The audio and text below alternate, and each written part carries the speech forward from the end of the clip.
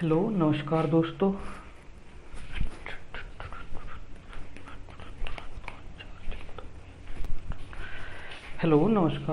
स्वागत है आपका मेरे यूट्यूब चैनल मैथ्स ग्राउंड में, जहाँ पे हम कर रहे हैं टेट के लिए मैथ की तैयारी। यहाँ पे हम सी टेट या स्टेट टेट या सुपर टेट सभी के जो मैथ का सिलेबस है उसकी तैयारी कर रहे हैं। इस चैनल पे हम मैथ की टॉपिक वाइज तैयारी हम कर रहे हैं, जिसमें कि हमारी जो फर्स्ट क्लास थी वो थी एलसीएम और एचसीएफ पे। आज हमारी दूसरी क्लास है। इससे पहले की जो क्लास थी एलसीएम और एचसीएफ पे, उस पर हमने डिस्कस किया था कि एलसीएम कैसे निकाला जाता है, एलसीएम क्या होता है, कैसे ज्ञात किया जाता है। एलसीएम निकालने की हमने दो विधियों के बारे में पढ़ा था। एलसीएम निकालने की तो थी गुणनखंड विधि, एलसीएम निकालने की एक थी अभाज्य गुणनखंड विधि और एक थी भाग विधि।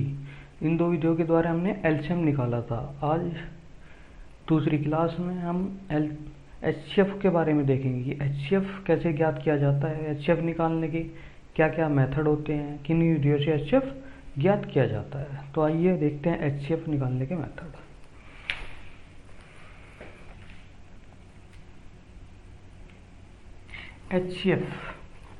एचसीएफ को कहते हैं में से। एचसीएफ को कहते हैं में से। एचसीएफ की फुल फॉर्म हमने पहले डिस्कस की थी, जो कि होती है हाईएस्ट कॉमन फैक्टर।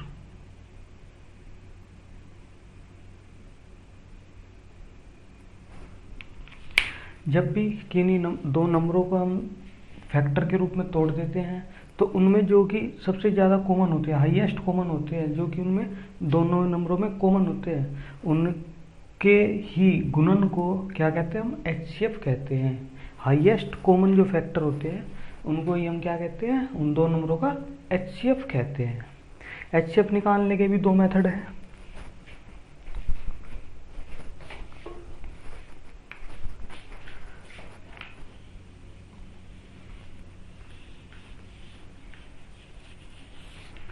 एचसीएफ निकालने के भी दो मेथड होते हैं। एचसीएफ निकालने का एक मेथड होता है भाग विधि द्वारा एचसीएफ निकालना। भाग विधि द्वारा एचसीएफ निकालने की ये भाग विधि होती है। इसमें क्या करते हैं कि जैसे कोई दो नंबर दिए हुए होते हैं तो उनको भाग लगाकर हम एचसीएफ निकालते हैं। जैसे कि दो नंबर दिए हुए 105 और 135। ये दो नंबर दिए हुए हमें 105 और 135, इनका हमें एचसीएफ ज्ञात करना है। इनका 105 और 135 का एचसीएफ भाग विधि के द्वारा ज्ञात करने के लिए हम क्या करते हैं, जो बड़ी संख्या होती है उसको छोटी संख्या से भाग देते हैं। जो बड़ी संख्या होती है उसको छोटी संख्या से भाग दे देते हैं। एचसीएफ ज्ञात करने की भाग विधि में क्या होता है कि जो बड़ी संख्या होती है उसको छोटी संख्या से भाग दे देते हैं। तो जब एक बार टेबल चलेगा,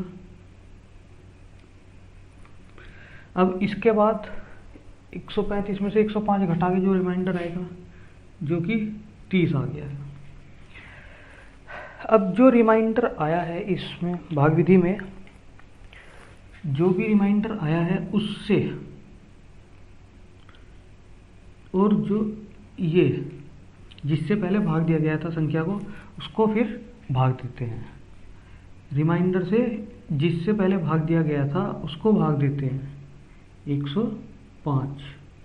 ये 3 बार टेबल चला गया, इस पे 33 90। अब रिमाइंडर बचेगा 15। और जो ये प्रोसीजर है कि जो रिमाइंडर आता है उससे भाग देते हैं जिससे भाग दिया था उसको। ये तब तक करते रहते हैं जब तक कि हमारा शेष शून्य ना बच जाए, रिमाइंडर शून्य ना बच जाए। लेकिन यहाँ पे रिमाइंडर 15 है, 15 से फिर हम भाग देंगे 30 को और ये टेबल 2 बार चल जाएगी और रिमाइंडर हमारा 0 बच जाएगा। जैसे ही हमारा रिमाइंडर 0 बचता है, लास्ट में जिस संख्या से भाग लगाने पर हमारा रिमाइंडर 0 बचता है, वही हमारा क्या होता है, एचसीएफ होता है। वही हमारा क्या होता है, में से होता है। जब भाग देने पर रिमाइंडर 0 बच जाए, जिस संख्या से भाग दिया जाता है वही हमारा एचसीएफ होता है। तो 105 135 का जो एचसीएफ है वो क्या होगा, 15 होगा। ये एचसीएफ निकालने की भाग विधि है। इसमें क्या होता है, एचसीएफ निकालने की भाग विधि में क्या होता है, जब कोई दो नंबर दिए होते हैं तो उसमें बड़ी संख्या को छोटी वाली संख्या से भाग देते हैं, बड़ी संख्या को छोटी वाली संख्या से भाग देते हैं। जब बड़ी संख्या को छोटी वाली संख्या से भाग दिया जाता है, अगर बड़ी संख्या प्रॉपर ना कटे, पूरी पूरी ना कटे, तो जो रिमाइंडर बचता है उससे फिर उस संख्या को भाग देते हैं जिससे कि पहले भाग लगाया था, या छोटी वाली संख्या को भाग देते हैं। रिमाइंडर से भाग दिया जाता है जिससे पहले भाग लगाया था। तो ये 105 को भाग लगाएंगे 30 से, जो 90 बार चलेगा, 15 फिर हमारा रिमाइंडर बच जाएगा। और ऐसा ही प्रोसीजर हम करते रहेंगे जब तक कि शून्य ना बचे। इसलिए 15 से फिर 30 को भाग लगाया जाएगा, 15 दूनी 30। अब हमारा रिमाइंडर जब भी शून्य बच जाता है तो जो अंतिम भाजक होता है जिससे भाग लगाया जाता है, अंतिम भाजक, जो भी हमारा अंतिम भाजक होता है वही हमारा एचसीएफ होता है।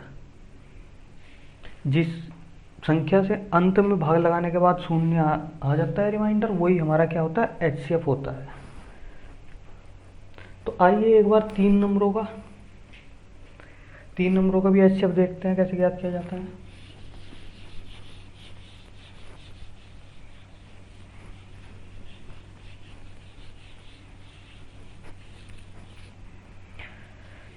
जैसे कि 105, 135 और एक संख्या ले लेते हैं हम 165।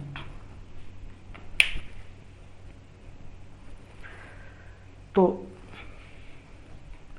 105, 135, 165 हम इसमें कैसे भी कर सकते हैं। जैसे कि अभी हमने किया था कि 135 को 105 से, यहाँ पे हमारा 30, 105,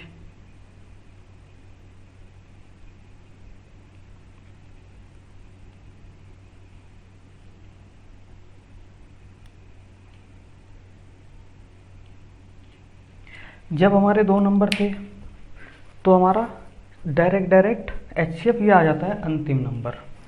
लेकिन जैसे ही हमारा तीसरा नंबर हो जाता है तो हम देखते हैं कि क्या इस संख्या से ये भी पूरा कट रहा है।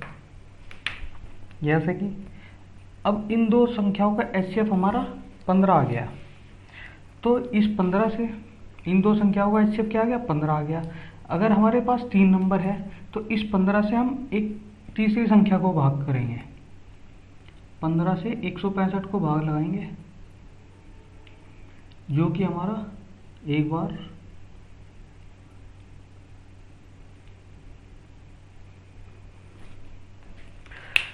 तो 15 से भाग लगाने के बाद 165 भी प्रॉपर कट जाता है। 15 से भाग लगाने पर 165 भी हमारा क्या होता है, पूर्णतः कट जाता है। इससे क्या होगा कि तो क्या होगा, इसका तीनों नंबरों का एचसीएफ भी क्या होगा,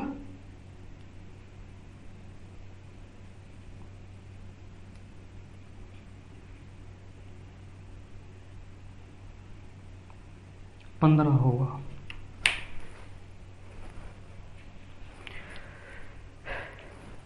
जब एचसीएफ निकालने की ये भाग विधि है, भाग विधि में एचसीएफ निकालने से क्या करते हैं कि इसमें की जो बड़ी संख्या होती है उसे छोटी संख्या से भाग लगा देंगे।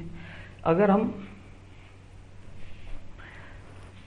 135 को 105 से भाग लगा रहे हैं तो जैसे ही रिमाइंडर बचेगा, रिमाइंडर से हम भाजक को, पहले वाले भाजक को फिर से भाग देंगे और ये प्रक्रिया तब तक दोहराएंगे जब तक कि हमें शून्य प्राप्त ना हो जाए।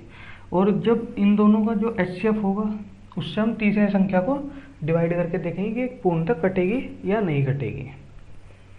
इसमें क्या है कि अगर आप 165 को 135 से डिवाइड करोगे तो भी ऐसे ही आएगा। बार मैं आपको करके दिखा देता हूँ।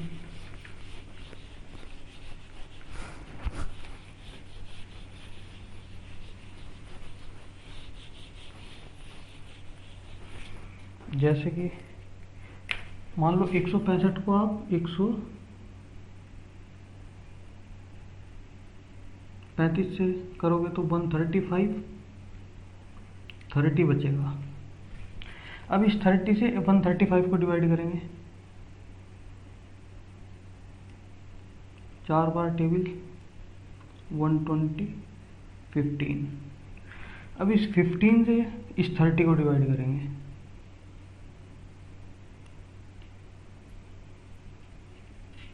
अब रिमाइंडर हमारा 0 आ गया है। तो इन दोनों नंबरों का HCF क्या होगा 15, और इस 15 से हम फिर 105 को डिवाइड करके देखेंगे क्या 105 कट जाएगा, तो 15 सत्ते 105, 15 से प्रॉपर 105 भी कट जाएगा। तो क्या होगा कि इन तीनों संख्याओं का HCF हमारा क्या होगा 15 होगा। इन तीनों संख्याओं का HCF क्या होगा 15 होगा। ऐसे ही भाग विधि में क्या हो, अगर नंबर अलग अलग दिए हुए हैं तो जो हमारा दो संख्याओं का HCF आता है उससे फिर हम तीसरी संख्या को डिवाइड करके देख लेते हैं। अगर प्रॉपर ना कटे तो फिर उसके रिमाइंडर से, अगर कोई संख्या मान लो यहाँ पे 5 ना होके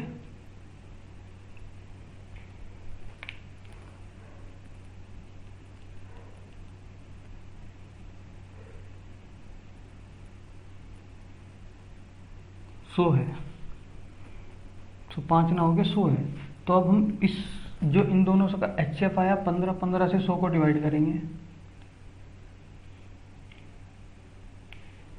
ऐसे डिवाइड करेंगे तो हमारा टेबल 9 बार चलेगा, 6 बार सॉरी, जिसमें कि 90 आ जाएगा, 10 रिमाइंडर आ गया। अब 15 से डिवाइड करने पे हमारा 10 रिमाइंडर आ गया। तो अब हम फिर वही प्रोसीजर बनाएंगे, 10 से फिर हम 15 को डिवाइड करेंगे,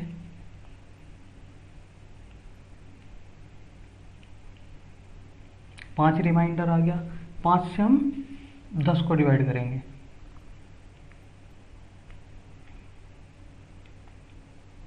अब हमारा रिमाइंडर 0 आ गया। जब भी रिमाइंडर 0 आ जाए तो जिस संख्या से हम अंतिम भाग लगाते हैं वही हमारा क्या होगा HCF होगा। अब 100, 135 और 165 का HCF 15 ना होके क्या होगा 5 होगा। 100, 135 और 165 का जो HCF होगा वो क्या होगा 5 होगा।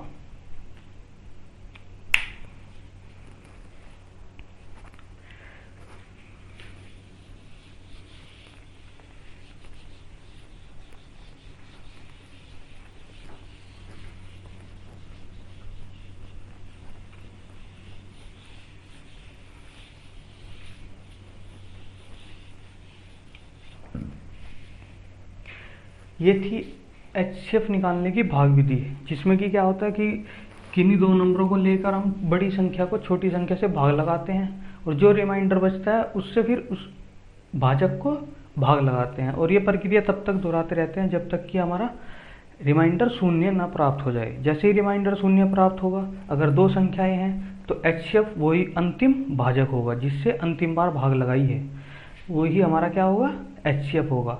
यदि तीसरी संख्या है तो जिससे अंतिम बार भाग लगाई है उससे तीसरी संख्या को भाग देंगे। यदि वह पूर्णतः कट जाती है तो HCF क्या होगा भाजक ही HCF होगा, या फिर वही प्रोसेस हम बाद में अपनाएंगे, जो रिमाइंडर बचेगा रिमाइंडर से भाजक को भाग देंगे जब तक कि लास्ट रिमाइंडर 0 ना हो जाए। जैसे ही लास्ट रिमाइंडर 0 हो जाएगा ऐसे ही वही हमारा क्या होगा अंतिम भाजक ही हमारा HCF होगा। ये HCF निकालने की भाग विधि थी।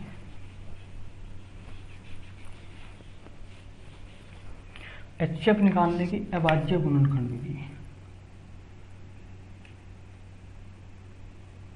अभाज्य गुणनखंड।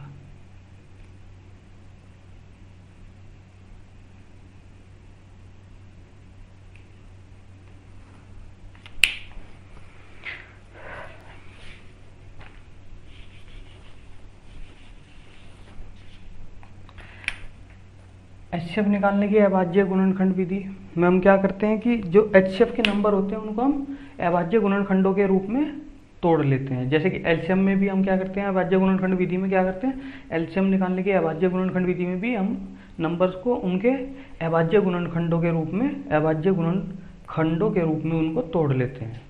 इसी प्रकार HCF में भी क्या करते हैं, उनको अभाज्य गुणनखंडों के रूप में तोड़ लेते हैं। मान लो कि कोई संख्या 42, 56 है, 42 और 56 है। तो अब इन संख्याओं को अभाज्य गुणनखंड विधि से अगर HCF ज्ञात करते हैं तो हम अभाज्य गुणनखंडों के रूप में तोड़ लेते हैं। जैसे कि 2 गुना 3 गुना 7, 2 गुना 2 गुना 2 गुना 7। 42 के अभाज्य गुणनखंड हो गए 2 गुना 3 गुना 7, जबकि 56 के अभाज्य गुणनखंड होंगे 2 गुना 2 गुना 2 गुना 3। जब हम HCF ज्ञात करते हैं तो हम क्या देखते हैं, जो गुणनखंडों में कॉमन होते हैं उन्हें देखते हैं। जैसे कि ये 2 दोनों में कॉमन है, ये 7 दोनों में कॉमन है, 2 और 7 दोनों में गुणनखंडों के रूप में दोनों में कॉमन है। तो जो भी हमारा कॉमन होता है उनको लिख लेते हैं 2 गुना 7। जो भी दोनों में कॉमन होगा उनके गुणन को ही क्या कह देते हैं, HCF। यही हमारा HCF होगा। 42 और 56 का हमारा HCF क्या होगा, 14 होगा।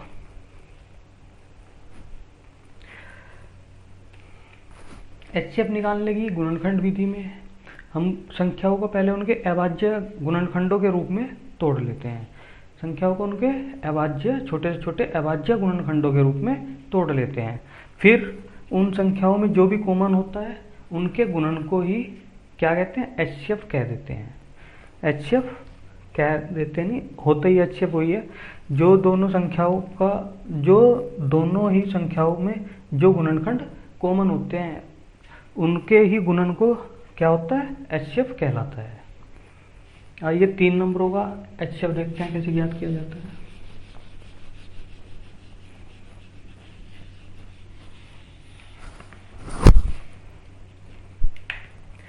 इस संख्या हमने पहले ली थी 100, 135, 165। 100, 135, 165 इन संख्याओं का हम गुणनखंड HCF ज्ञात करेंगे। 100, 135, 165 का हम HCF ज्ञात करेंगे गुणनखंड विधि से।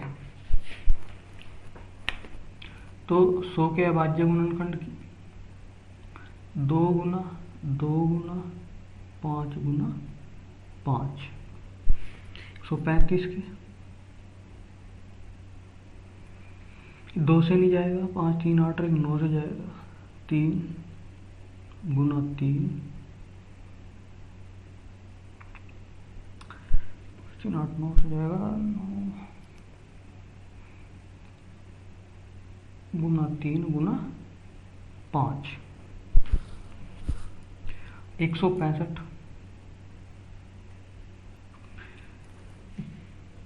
2 से नहीं जाएगा, 3 से जाएगा, 3 गुना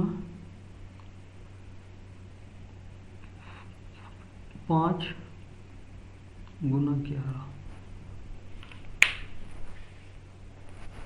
100 के अभाज्य गुणनखंड होंगे 2 गुना 2 गुना 5 गुना 5। 135 का अभाज्य गुणनखंड होंगे 3 गुना 3 गुना 3 गुना 5।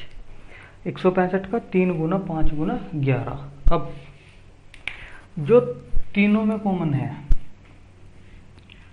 इसमें 2 है, इसमें 2 नहीं, इसमें भी 2 नहीं है, इसमें 5 है, इसमें 5 है, इसमें 5 है।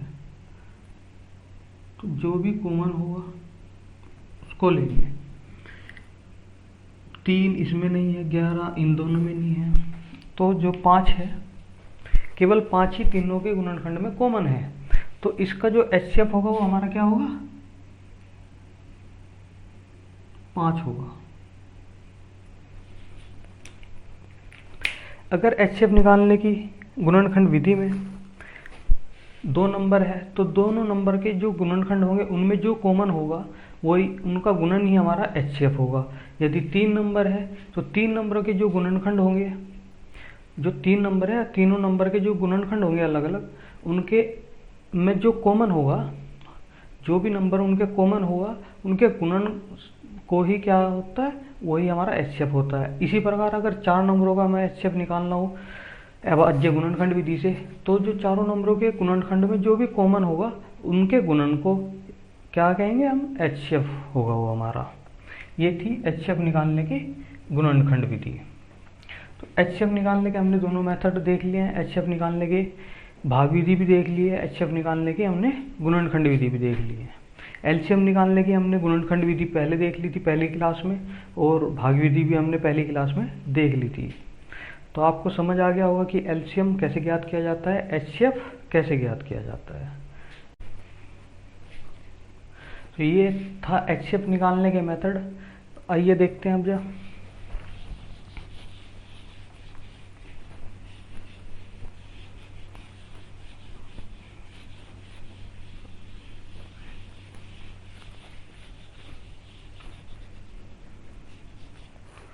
तो ये तो थे हमारे एचसीएफ निकालने के मेथड। एलसीएम निकालने के मेथड हमने इससे पहली वीडियो में डिस्कस किए थे। ये एचसीएफ निकालने की 2 विधियाँ थी। तो आइए देखते हैं कि भिन्नों का एलसीएम कैसे ज्ञात करते हैं, फिर उनका एचसीएफ देखेंगे कैसे ज्ञात करते हैं। ये नंबरों का था, जो कि हमारे प्रॉपर नंबर होते हैं, होल नंबर्स होते हैं, उनका एचसीएफ। अब भिन्नों का एचसीएफ और एलसीएम कैसे ज्ञात किया जाता है। भिन्नों का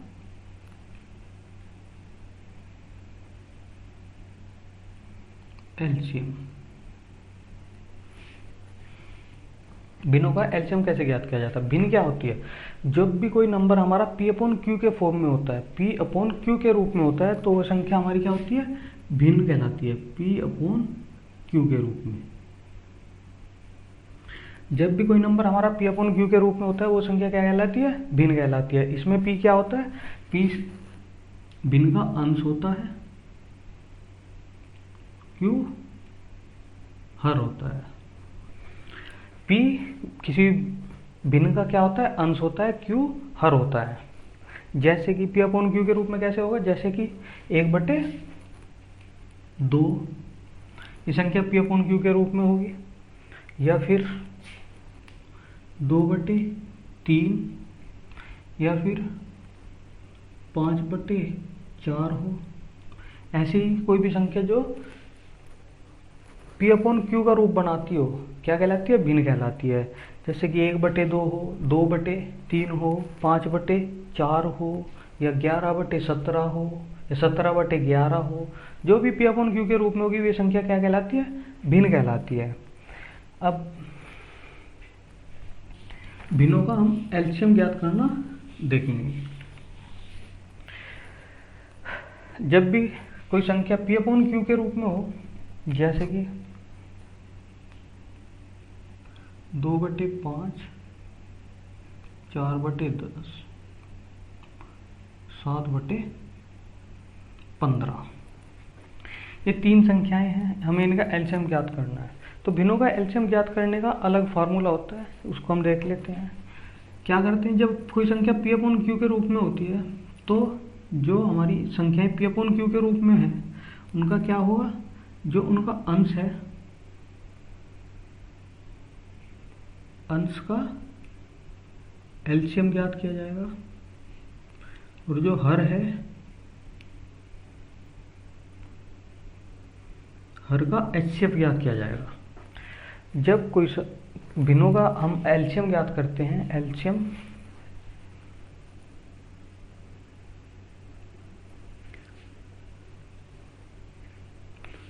जब हम भिन्नों का एलसीएम ज्ञात करते हैं, तो जो उनके अंश होंगे, ऊपरला जो भाग होगा अंश, उनका हम एलसीएम ज्ञात करेंगे। जैसे 2, 4, 7, इनका हम क्या करेंगे, एलसीएम ज्ञात करेंगे। और जो हर होगा क्यू के रूप में, नीचला जो भाग होगा 5, 10, 15, इनका हम एचसीएफ ज्ञात करेंगे। अंश का हमें एलसीएम ज्ञात करना और हर का एचसीएफ ज्ञात करना है। तो जो 2, 4, 7 है, इनका एलसीएम ज्ञात करेंगे। 2, 4, 7, इनका जो एलसीएम ज्ञात करेंगे,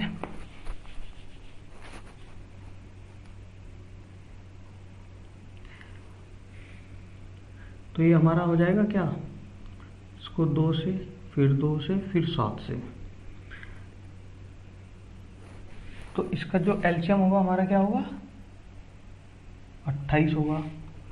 और जब एचसीएफ ज्ञात करेंगे तो एचसीएफ क्या होता है हमारा, जो कि गुणनखंड सभी संख्याओं में विद्यमान हो। जैसे कि इसमें 5 होगा, 5 गुना 2 होगा, 5 गुना 3 होगा। तो एचसीएफ क्या होगा, जो कि हमारे गुणनखंड तीनों में विद्यमान हो। तो ये 5 तीनों में विद्यमान है, तो इसका एचसीएफ क्या होगा, 5। तो 28/5 इन संख्याओं का क्या होगा, ये एचसीएफ होगा। 2/5, 4/10, 7/15 का एलसीएम क्या होगा, 28/5 होगा। भिन्नों का एलसीएम ज्ञात करने के लिए अंश का हम भिन्नों की अंश का एलसीएम ज्ञात करेंगे और भिन्नों की हर का हम एचसीएफ ज्ञात करेंगे। आइए एक दो क्वेश्चन और ले लेते हैं इसमें।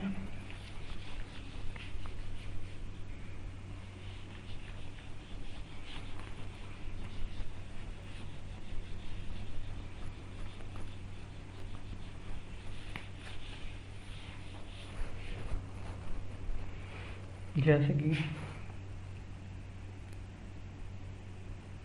6/11,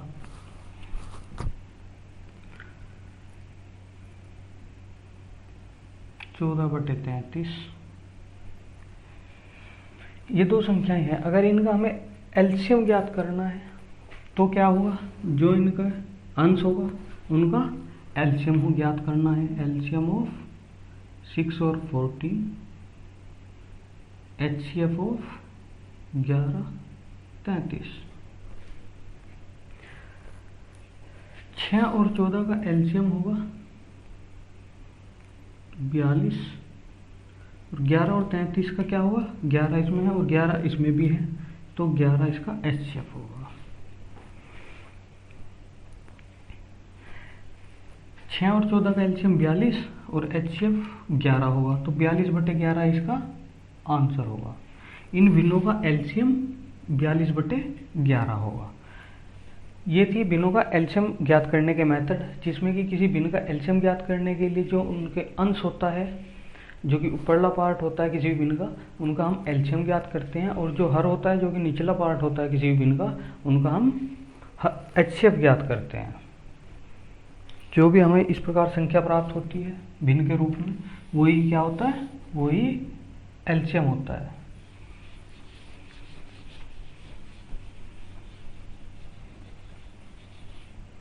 अब भिन्नों का एचसीएफ कैसे ज्ञात किया जाता है।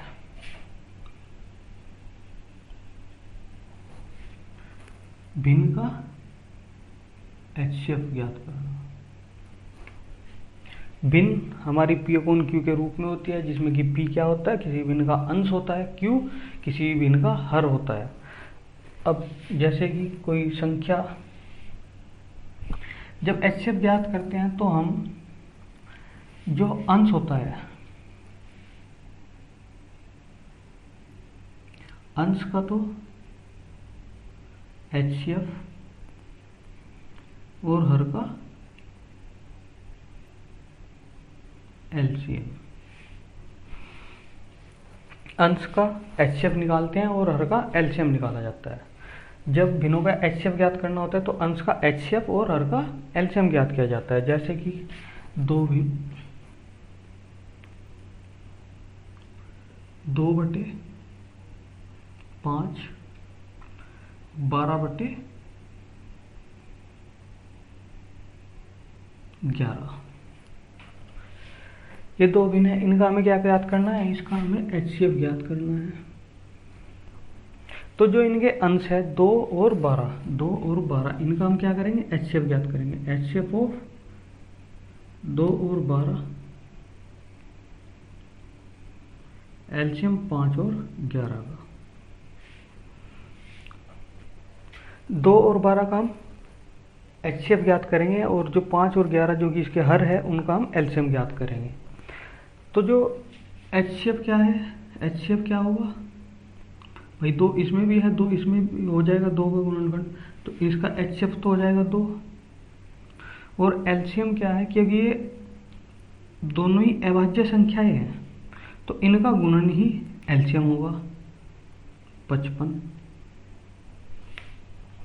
भाई एचसीएफ क्या होता है, जो दोनों में कॉमन हो, इसमें 2 है, इसमें भी 2, एक गुणनखंड होगा, तो जब दोनों में 2 2 है तो 2 हमारा एचसीएफ आ जाएगा।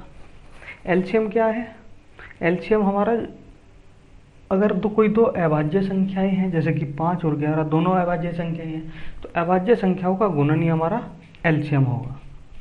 2/55 इस संख्या का 2/5 और 12/11 का हमारा क्या होगा, एचसीएफ होगा।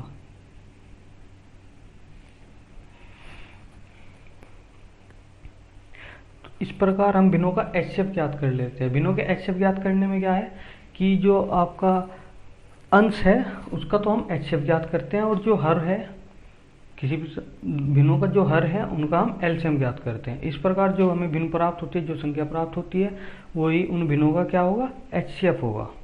एलसीएम में अगर भिन्नों का एलसीएम निकालना है तो अंश का एलसीएम ज्ञात किया जाता है और हर का एचसीएफ ज्ञात किया जाता है।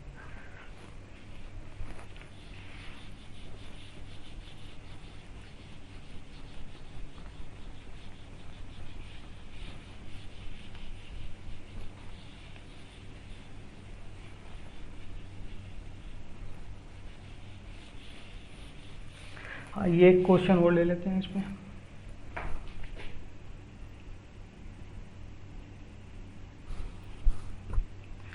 बारह बटे 5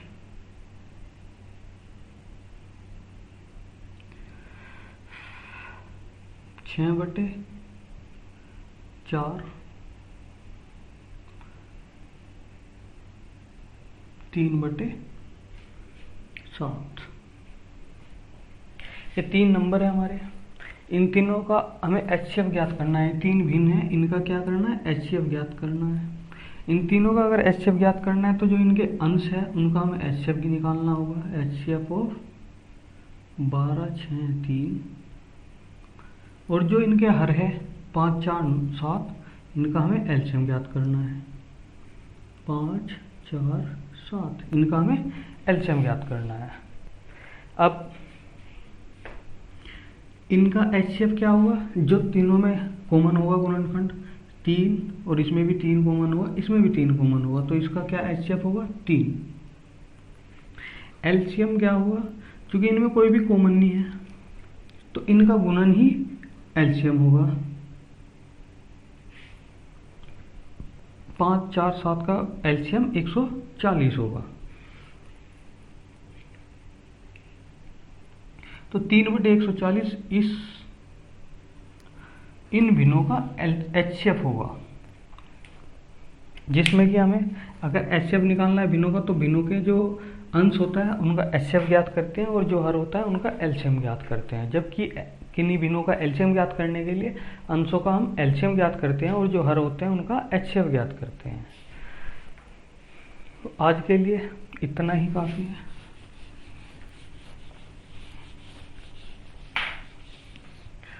आज के लिए इतना ही काफ़ी है। अगली वीडियो में हम देखेंगे कि कैसे दशमलव संख्याओं का या घातांकों का कैसे एलसीएम और एचसीएफ ज्ञात किया जाता है। धन्यवाद।